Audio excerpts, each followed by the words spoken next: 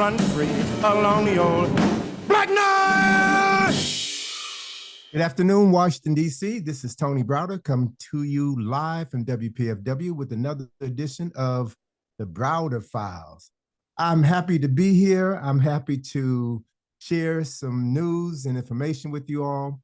And today's show is going to be a little different than previous shows in that the guest that I had scheduled had to pull out because of some unexpected health issues that came up. So I'm going to freestyle for a while. I'm going to spend some time, the first half of the show, talking about some things that are on my mind, addressing some issues that people have asked me to speak to.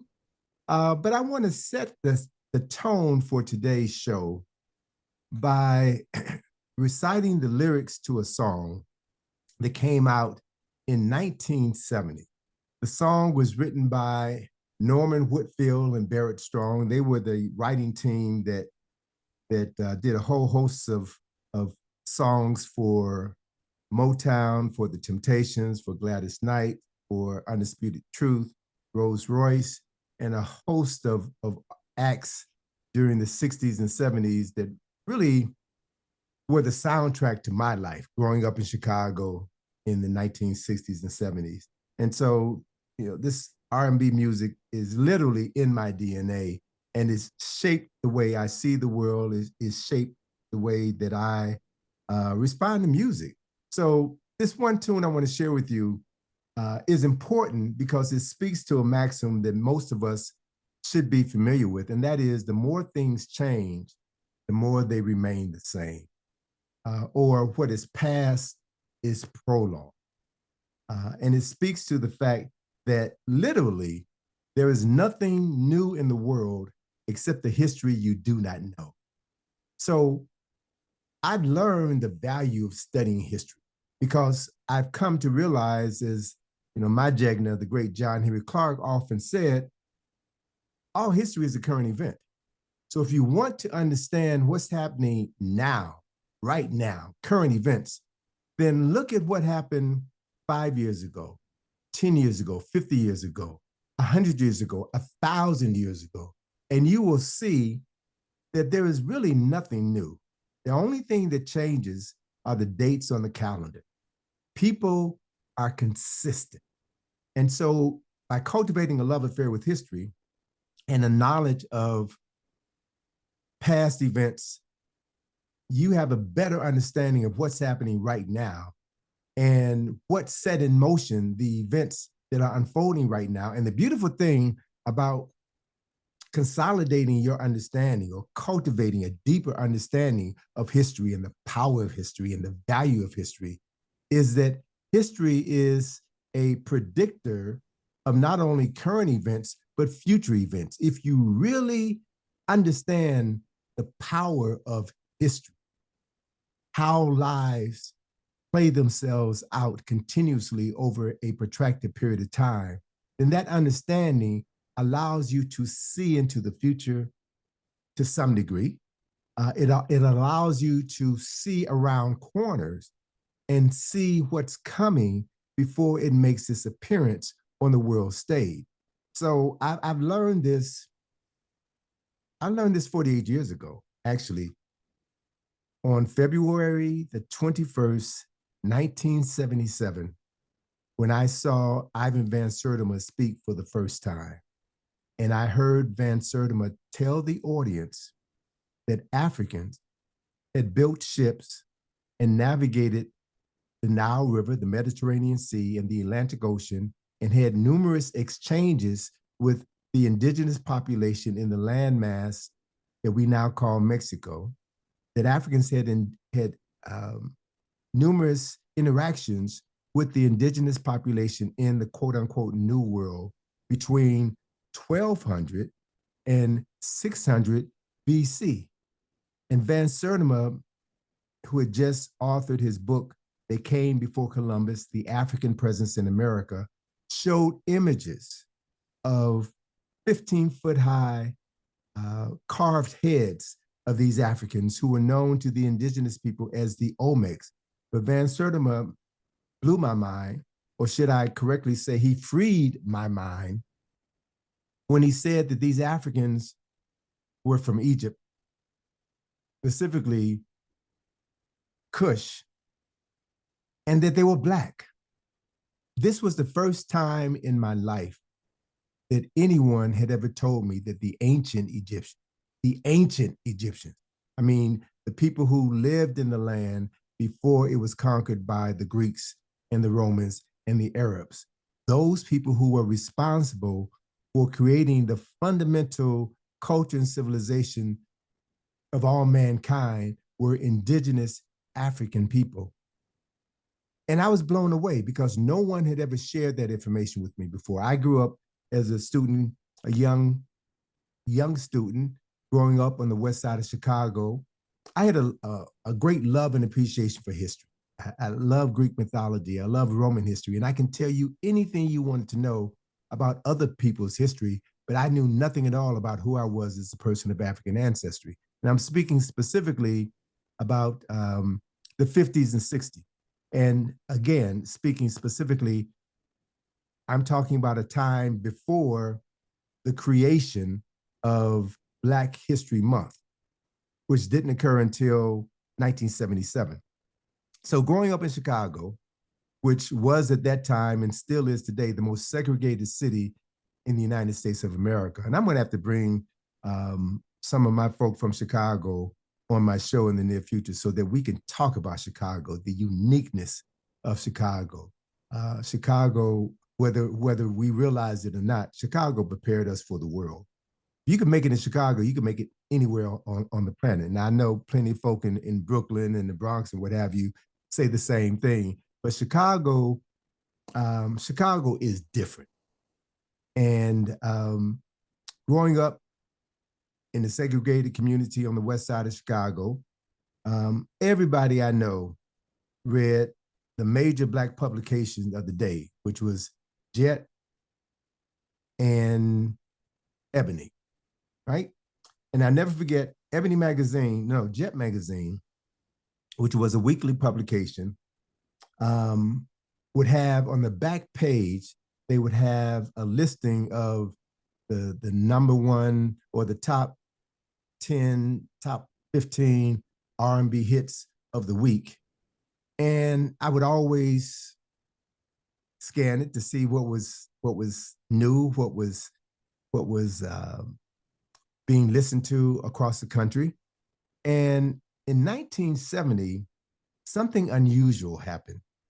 In 1970 issue, I think it was in the summer of 1970 issue of Jet magazine, in that not only did they list the song by the Temptations called Ball of Confusion as the number one song in America, Motown had taken out a full-page ad with the lyrics of that song.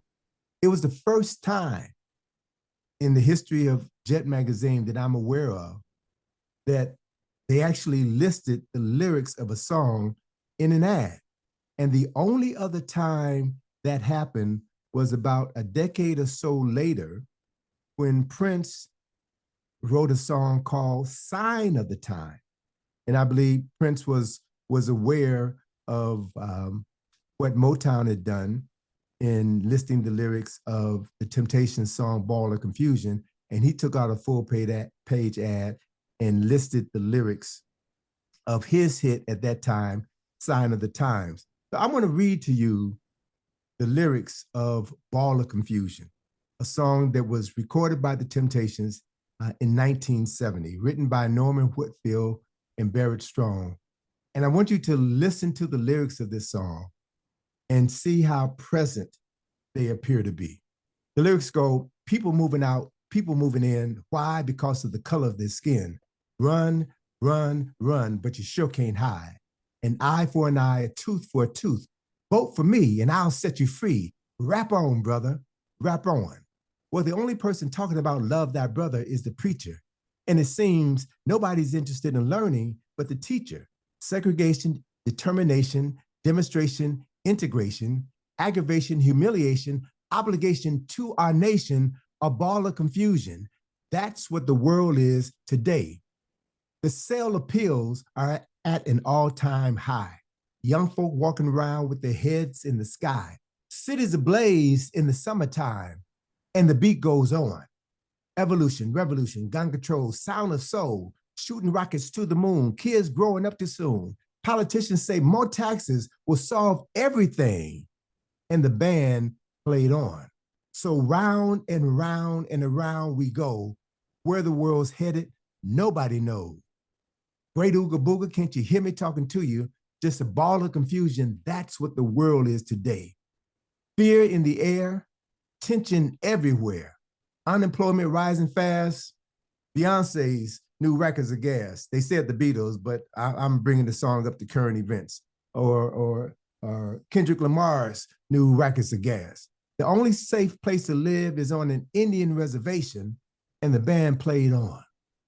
Eve of destruction, tax deduction, city inspectors, bill collectors, mob clothes in demand, population out of hand, suicide, too many bills, hippies moving to the hills. People all over the world are shouting in the war, and the band played on. That's what the world is today, a ball of confusion. In 2025, these lyrics resonate in my heart and my soul because people are still talking about in the war. They're still talking about us being on the eve of destruction. They're still talking about tax deductions. They're talking about tariffs. They're talking about bill collecting. They're talking about population out of hand, suicide, too many bills. Not very much has changed since 1970.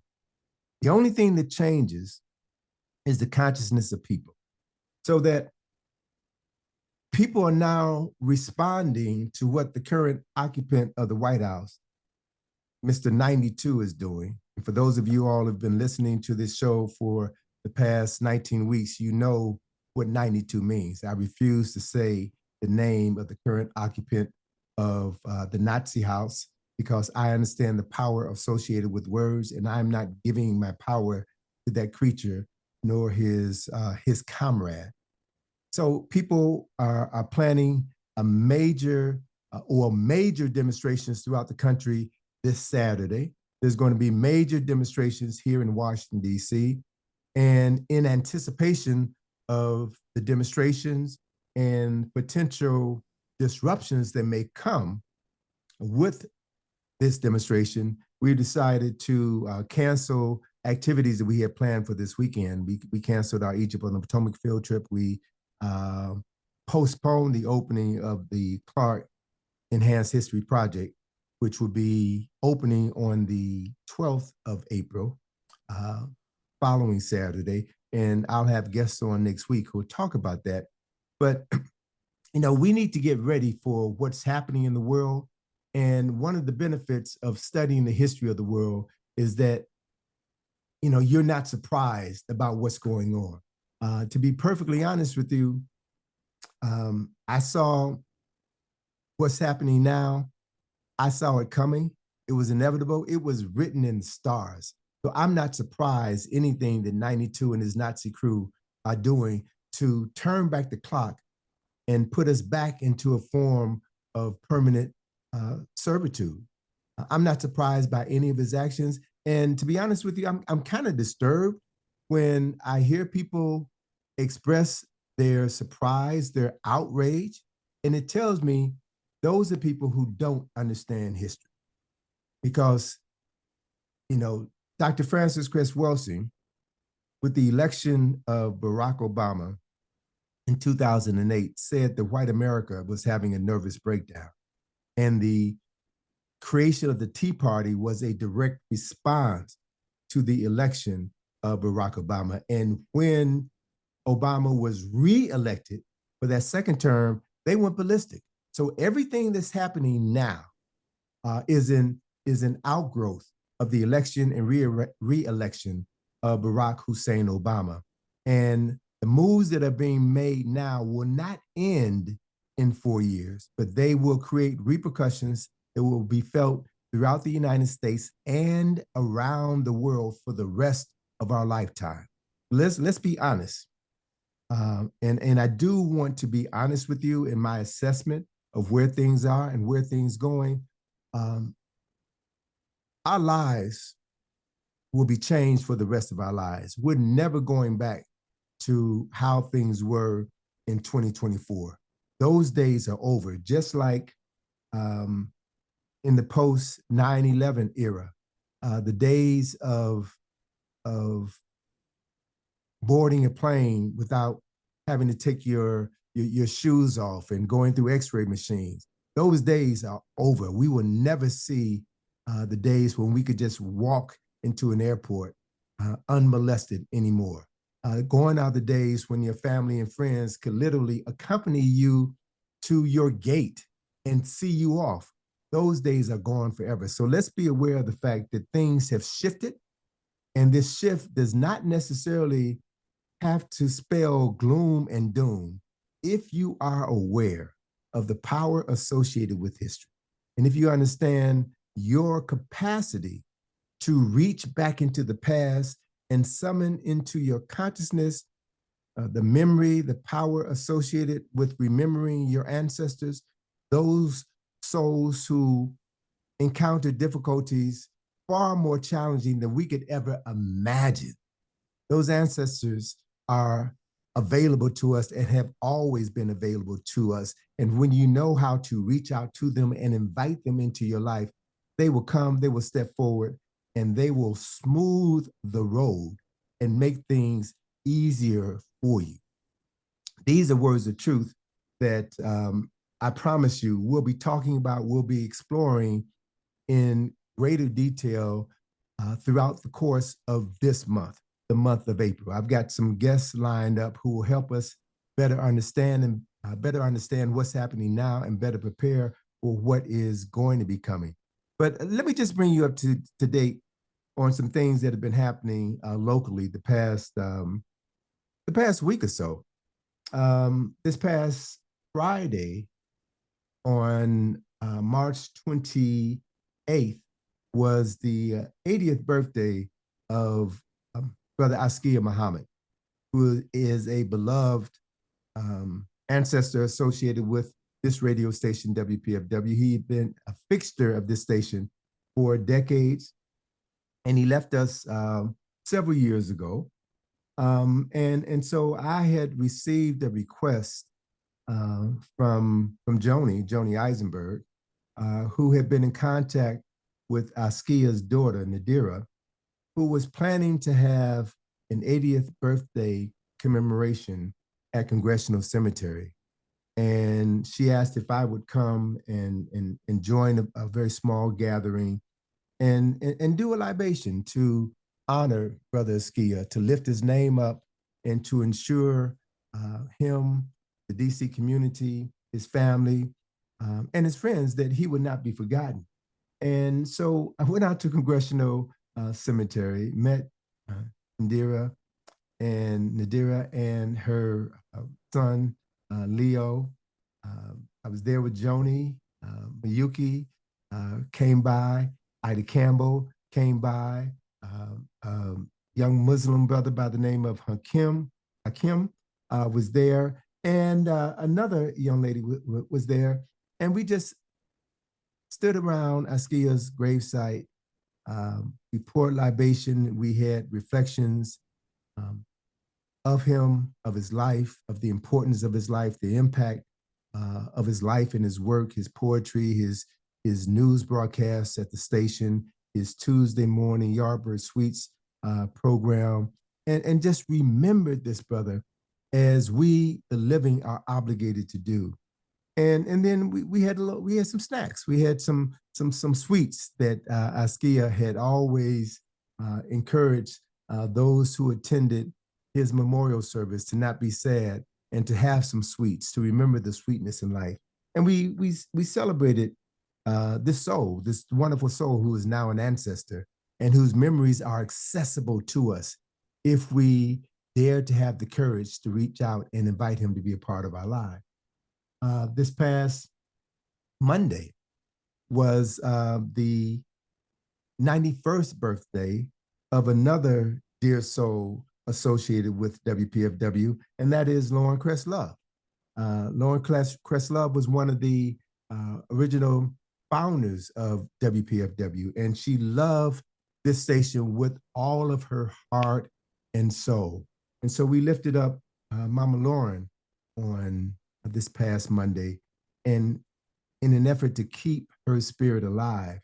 And that is what we're obligated to do as we are facing challenging times, very difficult times. Let us remember that we're not in this fight by ourselves. There are others who fought more difficult battles than we could ever imagine, who are accessible to us. And if we aren't afraid, if we haven't, drank the Kool-Aid, the propaganda about ancestors being something associated with things that are negative, things that are anti-religious, things that are associated with hoodoo and voodoo and other nonsense. This is propaganda that was imposed upon enslaved Africans by their oppressors in order to disconnect them from their true, authentic power. Our power lies not in praying to the gods of our oppressor. Let me repeat that. Our power lies not in praying to the gods of the people who enslaved us, the people who lynched us, the people who beat us, the people who stole us, the people who abused us, because their gods are not going to serve us. Our power, our potential as human beings, as men and women, lies in us remembering to honor the legacy of our parents, our grandparents, our great-great-grandparents, our heroes, our sheroes, those who paved the way for us to be living today, know what's coming. They understand very clearly what happened.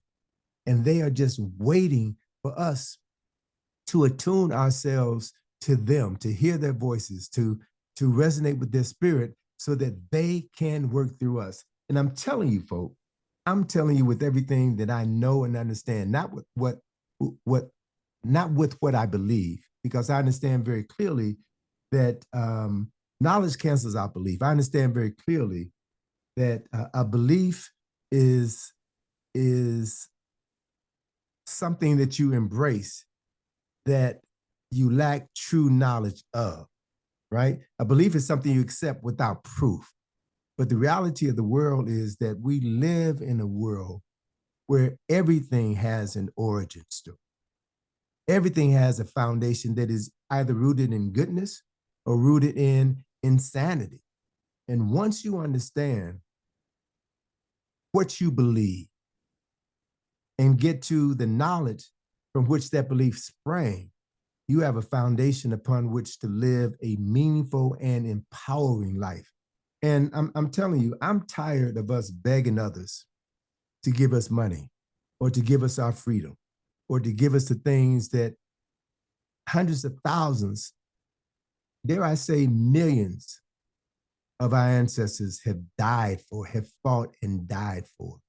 And that if you know who you truly are, and if you step into the power of who you truly are, you don't have to beg anybody for anything, right? You take what is yours and you fight to defend those things that matter most to you. And if you die, you die. But I can't think of anything more significant of giving your life for than to die to protect the freedom, the liberty of those that you love. So we're going to be talking about ways to address these issues that we're dealing with. And we're going to be providing you with information that will empower you to, if you choose to use this information correctly. We're not just going to be philosophizing. We're not going to be just theorizing. We're going to talk about things that we know have worked for us in the past and can certainly work for us now. And I'm bringing on subject matter experts, people that I know, people whose wisdom I have followed for years, and have them share that wisdom with you, because now is the time that we're in need of this information.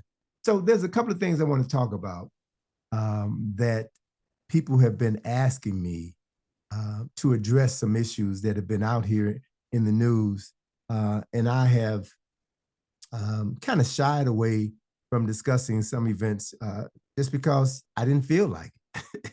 I had other things that were more pressing that demanded my attention. But since I have some time this afternoon, I want to discuss a couple of things, because of the fact that I've spent so much of my life traveling to Egypt, studying Egyptian history, ancient Egyptian history, Kemetic history, and philosophy and science and traditions. Because of the fact that I've been traveling to Egypt for this December will make my 45th year of traveling to Egypt. I've been to Egypt 68 times. So I understand the history very clearly. I understand the misinformation that we're exposed to on a daily basis regarding this ancient civilization. And so whenever there's a new event that comes out in Egypt, whenever there's a new discovery or a new report that comes out, people always are calling me or emailing me or texting information to me about this new discovery, this new event. And some just want me to be aware, and I appreciate folk keeping me in the loop. Others want to get my opinion, my interpretation of some of these discoveries. And again, I don't spend a lot of time responding to these requests because if I did, I wouldn't have time to do the things that really matter to me, the things I do the research and the writing that is so important to my life. And I allow others to address some of these issues. But there's a couple of things that I want to speak to. There was an article, several articles that came out in late March, from about March 20th on.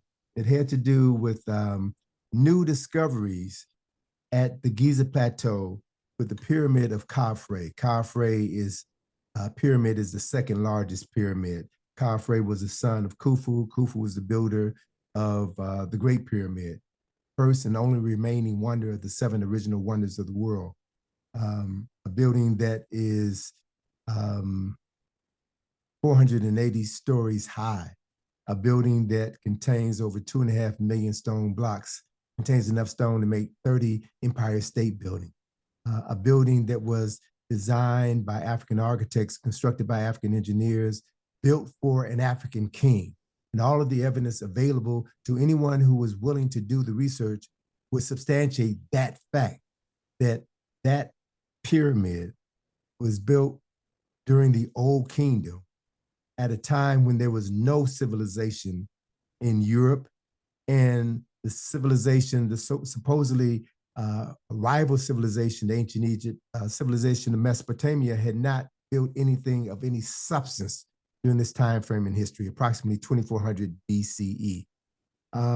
So this latest report about this new technology that was used to determine, it was a form of ground penetrating radar that was used to determine previously unknown structures below this pyramid and also some structures inside of this pyramid.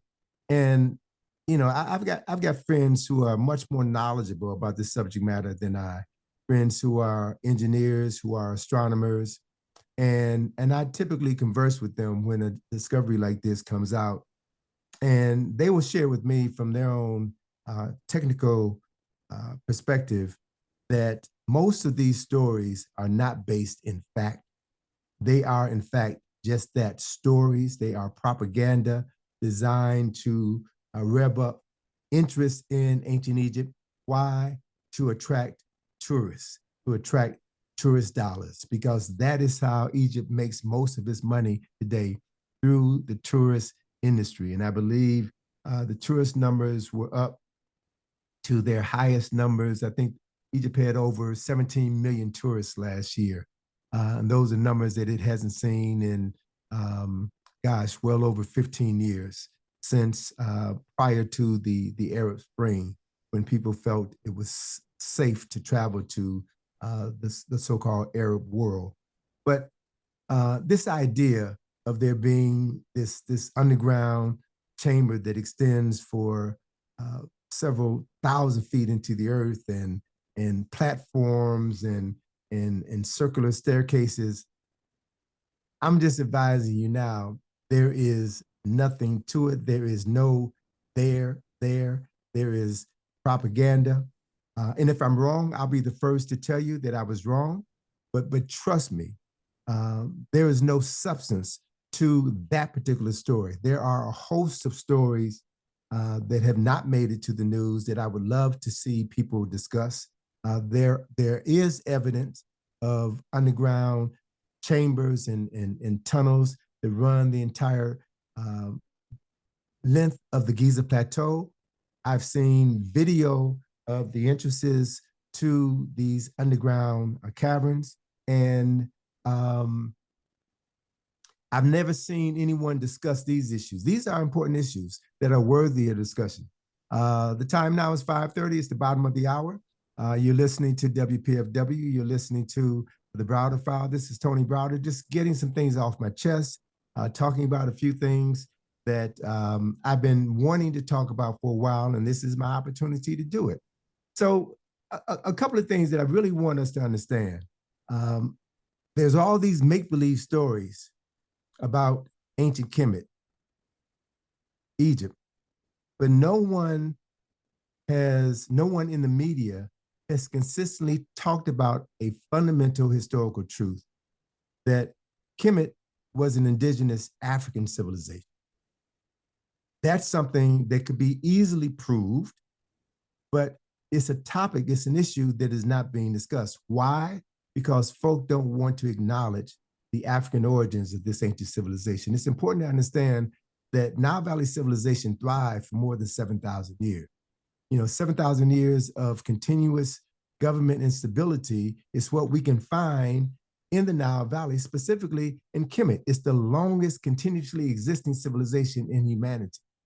We're talking about the Nile Valley. We're talking about Kemet. We're talking about Kush, modern day Sudan. We're talking about Ethiopia. We're talking about Uganda. We're talking about Kenya. We're talking about the entire length, 4,200-mile length of the Nile Valley.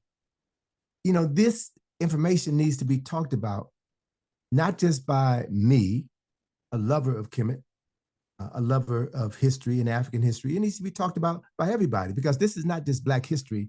This is world history.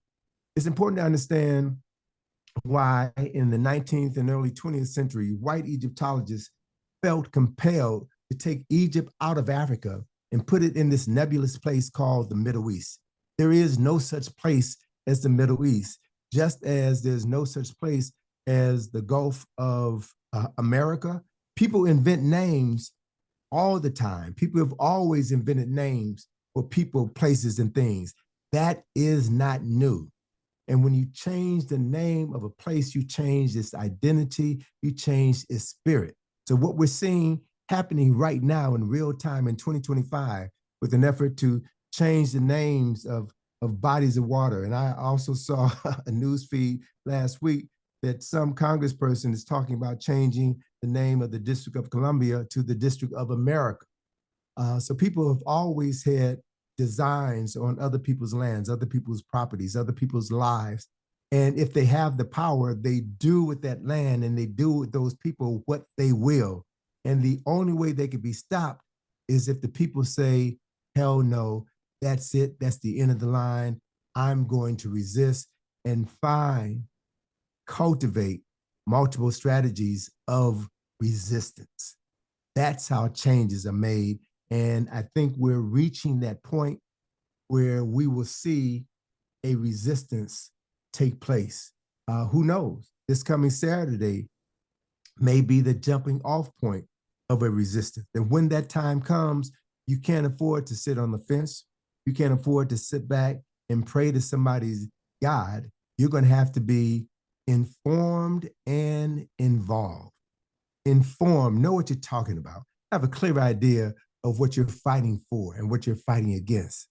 And then be willing to commit yourself to the extent that you can commit yourself to march, to demonstrate, to withhold your money, to support those who are marching for you, or to support those who are demonstrating. Use your resources, whether they're financial resources, spiritual resources, or whatever resources or expertise you have. Young people who will be the ones on the front line are going to need the guidance, the direction, and the insight of elders within their community to help them move forward and avoid the mistakes that we have made in the past. So this is an opportunity. I'm telling you, folks, this is an opportunity for us to step up and get involved and fight like not only our lives, but the rest of the lives of all humanity depend on what we do over the course of the balance of this year. I think it's coming down to that. And I'm not the merchant of gloom and doom. I am, believe it or not, an extremely optimistic person.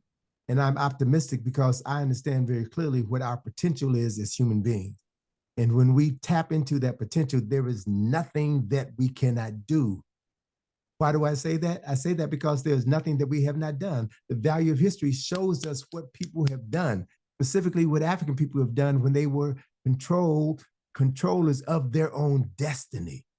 And if you think times are difficult now, just imagine how much more difficult they were 150 years ago, 200 years ago. We've got it better now in 2025 than Black folk have ever had it in this country before. Things may be messed up, yes, but we have more opportunities available to us now. And these are opportunities that we have an obligation and a responsibility of taking full advantage of right now. There's no excuses, folks. Trust me, there's no excuses for us not to be more involved in the day-to-day activities of our lives, our children's lives, and our communities. And so to that, we also have to be supportive of those individuals, those organizations, those institutions that have been there for us. WPFW is certainly one of those institutions. It's been there for 48 years. They're going to be celebrating the 48th anniversary this month, I believe, right? So 48 years of bringing you truth and knowledge and good music, right?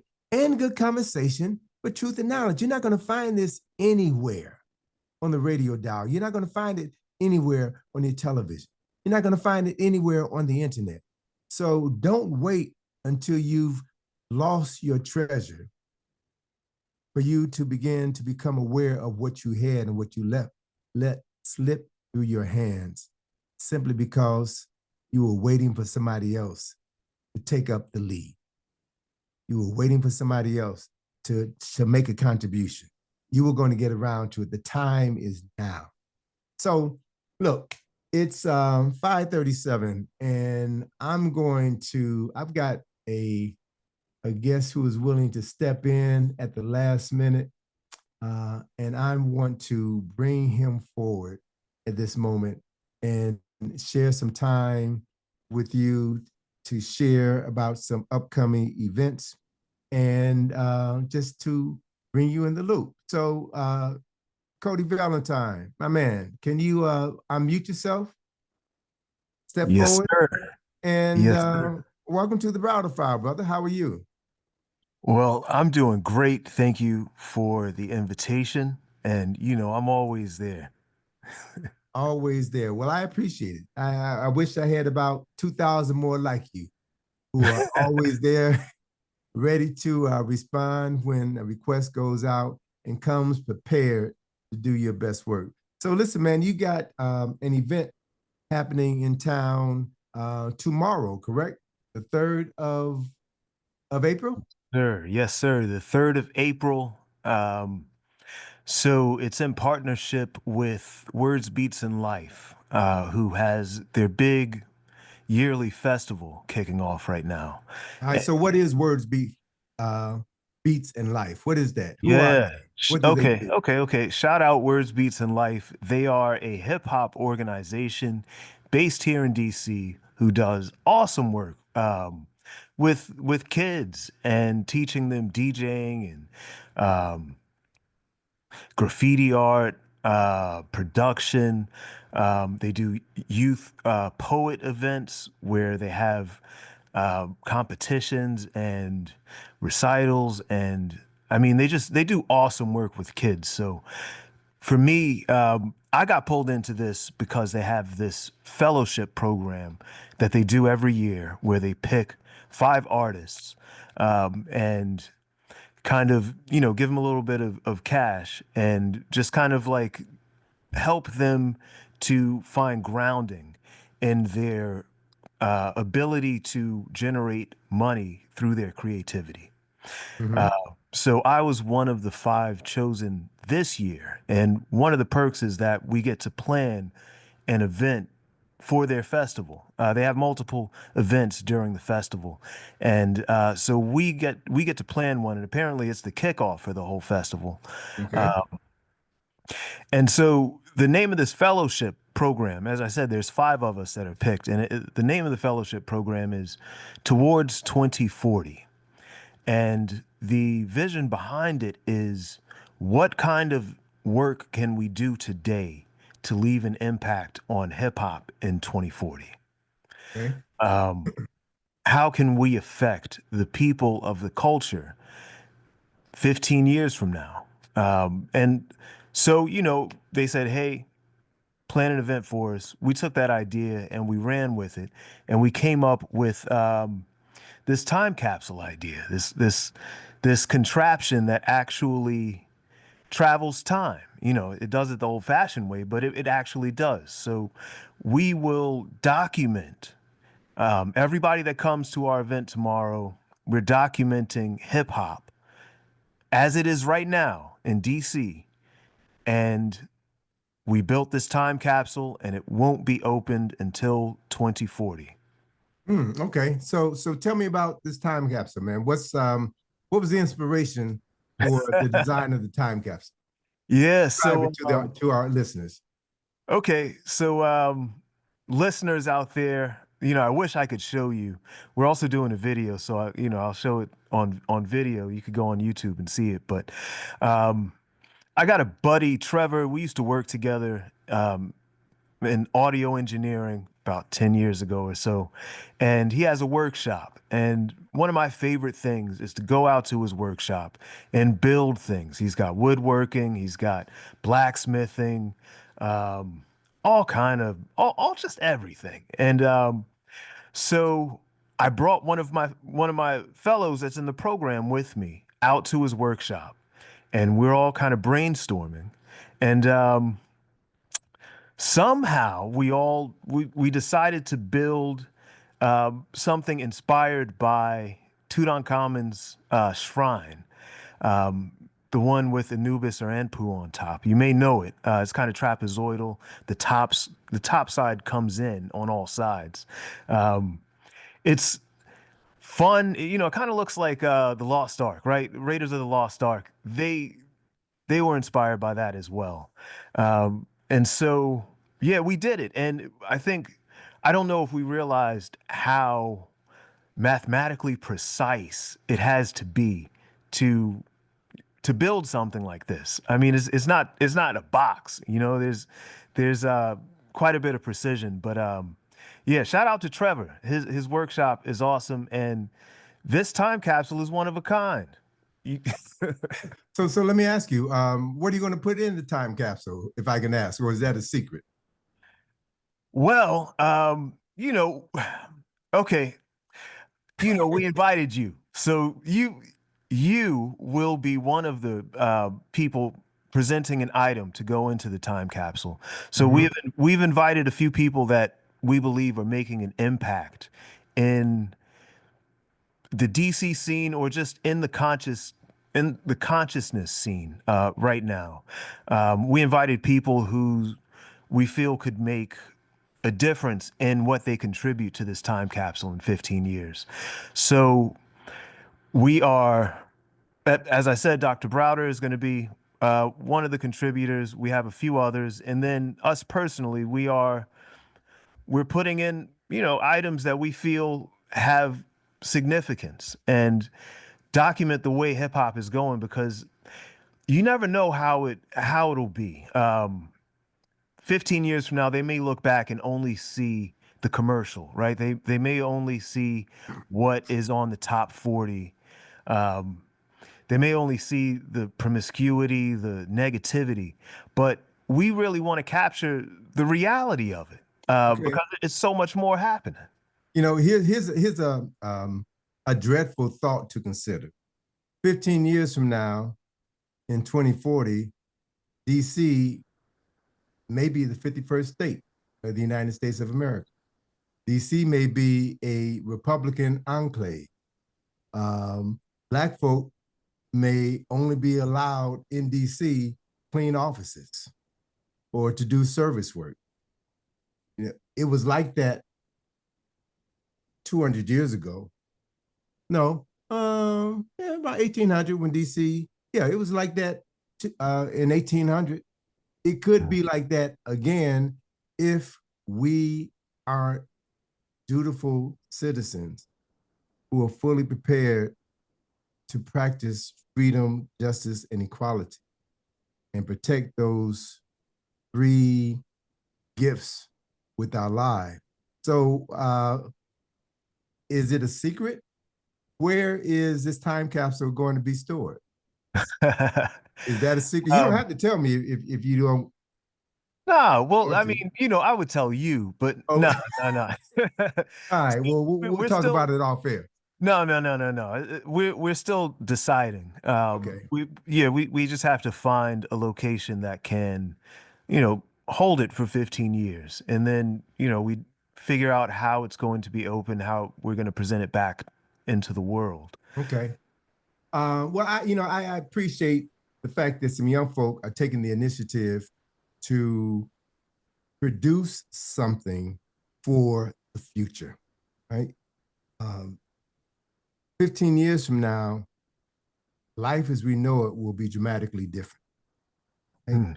Mm. We know climate change is real, and who knows? Um, you know, if the ice caps melt, then DC might be the new East Coast. Um, if the tariffs that 92 are about to implement get out of hand, it could lead to a major conflict, which could change the political landscape of the planet. So I think it's critically important as someone who appreciates history. I think it's critically important that we leave our mark for future generations, that you let people in the future know who you were and what you've done in order to see to it that certain information was preserved for their benefit. Right? And I'm stressing for their benefit because, there's a good likelihood I won't be around 15 years from now. But you want to make sure that those who will ultimately open that time capsule will be able to benefit from the treasures that you placed in there. As a matter of fact, um, um, someone just sent me a text feed a couple of hours ago saying that 400 books were removed from the U.S. Naval Academy in Annapolis because of DEI content. 400 books. Other books will be banned. Museums may close. Uh, Certain information may be restricted from exhibiting in museums. So our freedoms, as we know them today, may not exist 15 years from now. And if there's books in that time capsule, that book may become contraband, right? It may be a banned object, right? So we don't know. We don't know what the long-term effects of what's happening right now are going to be. But let's not take anything for granted. Anything is possible. So can you share any details about tomorrow's event with the time capsule? Is it open to the public? Absolutely. Any details you can share with our listeners? Absolutely. So the event tomorrow, if you are interested, April 3rd, Thursday, April 3rd at 6:30 p.m. It is taking place at a venue called Treehouse Dreamers on 14th Street. The exact address is 4722 14th Street, Northwest DC. It's free. It's a free event. I mean, we really just want to document. So if you want to come out, we'll have a graffiti tag wall. If you want to put your tag up on the wall, you could do that. We'll have a video booth where you can actually say something to, you know, the future. You can talk directly to the future. And so there's 5 of us in this fellowship that I mentioned. Uh, Shout out to Devon, Steel Toe, shout out Duchess, shout out Deanna, shout out Leonina. Each of us have our own flavor of performance that we'll give and the item that we give to the time capsule. Personally, for me, what I'm doing is I'm performing 3 songs. I'm a musician and I've made music all my life, and I'm doing one song from my early days, one song from back when I used to have a 10-person hip hop psychedelic rock band. Shout out all the best kids. And then one song that I haven't actually performed here in the US yet. And I'm really excited about getting this new song out. And I mean, there's so much. There's dancing. There's going to be DJing. There's also going to be a film, a 3-minute short film. It's really going to be a wholesome hip hop party. And if you're into that, come on out. All right, cool. So once again, the time and the location, please. The time, 6:30 p.m. at Treehouse Dreamers in Northwest DC. That is 4722 14th Street, Northwest DC. Well, Cody Valentine, part of this group of young people who are creating a time capsule, if you will, spending time, putting time in a box and preserving this moment for 15 years for the benefit of future generations, for the benefit of folk that you don't even know. I admire your taking the initiative to be forward thinking and to produce something that will increase in value over the years. And I guess I'll see you tomorrow, huh? Oh, yes, sir. Yes, because you will be there. And I really appreciate hearing that. And there's something that I picked up when I used to I used to do work with KRS-One, and something that he would often say is people don't realize that they are in history until it's too late. Mm, mm. Till they're looking back, wishing they wasn't acting so petty, wishing they weren't fighting, bickering with people, wishing they had done something else. So right now, we are all in history. And I hope if you've heard this message, I hope that what you take from it is do something now. Conserve your history now. Conserve your family's history. Respect your history. Respect your ability to conserve your history because it is very important. So before I let you go, Cody, you mentioned KRS-One. It took a young person, someone 20 years younger than me, or even younger still, to tell me what KRS stood for. What does KRS stand for? Knowledge reigns supreme over nearly everyone. All right, then. Knowledge reigns supreme. So, Cody, thank you so much. I appreciate you stepping up at the last minute. I will see you tomorrow and see what you have to offer. Thank you, my friend. Appreciate Yes, it. sir. Thank you for having me. All right, you're welcome. And let me close with a quote from W.E.B. Du Bois in his 1947 book, The World and Africa. And it's a quote I just ran across today, as a matter of fact. A short quote, one sentence. It says, dear jackass, don't you understand that the past is the present, that without what was, nothing is. So we are because of who we were, right? And who we will become is going to be determined by what we do. So I want you all to do something. I want you to make the most of your life, this very moment. Do not be afraid. Do the things that you've been wanting to do. Get up off your butt and do it now, because tomorrow is not guaranteed for anyone. Do your best. And I want to say, welcome home, Ms. Nouveau. Continue the healing process. And I look forward to dancing with you sometime in the very near future. So with that, This is Tony Browder. This is another edition of the Browder File.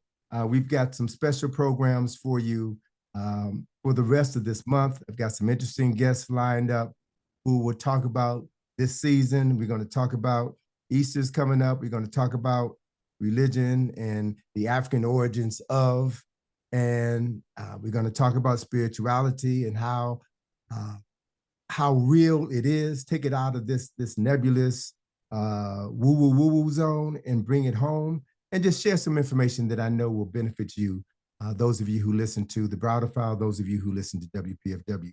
So this is Tony Browder signing off, as I always sign off, letting you know that the life that we live is all about love. Love yourself and bring out the best within you. Khalil, thank you so much, my brother. I'll see you next week. Take us home. Trying to tell you. Okay. Oh, you. Gotta learn all the beautiful things around you, the trees, the birds. And if there ain't no beauty, you gotta make some beauty. Have mercy. Listen to me, y'all. Okay. Nice.